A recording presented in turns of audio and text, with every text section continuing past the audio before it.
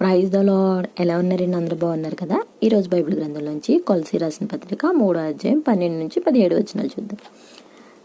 కాగా దేవుని చేత ఏర్పరచబడిన వారును పరిశుద్ధులను ప్రియులైన వారికి తగినట్లు మీరు జాలిగల మనసును, దయాలత్వమును, వినయమును, సాత్వికమును, దీర్ఘశాంతమును ధరించుకొనుడి.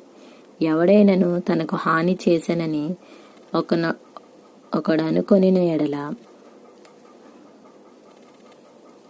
ఒకరినొకడు సహించుకొని ఒకరినొకడు క్షమించుడి. ప్రభు మిమ్మల్ని క్షమించులాగున మీరును క్షమించుడి. వీటన్నిటిపైన పరిపూర్ణతకు అనుబంధమైన ప్రేమను ధరించుకొనుడి. క్రీస్తు అనుగ్రహించు సమాధానము మీ హృదయంలో ఏలుచుండనీయుడి. ఇందుకొరకే మీరొక్క శరీరముగా పిలువబడితిరి మరియు కృతజ్ఞతులై ఉండుడి. సంగీతములతోనూ కీర్తనలతోనూ ఆత్మ సంబంధమైన పద్యములతోనూ ఒకనికొకడు బోధించుచు బుద్ధి చెప్పుచు కృపాసహితముగా మీ హృదయంలో దేవుని గూర్చి గానం చేయొచ్చు సమస్త విధములైన జ్ఞానంతో క్రీస్తు వాక్యం మీలో సమృద్ధిగా నివసింపనీయుడి.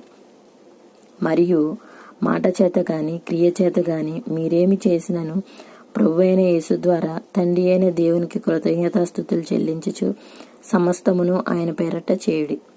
దేవుడి పరిశుద్ధ వాక్యం దీవించును గాక. Amen. May God bless you.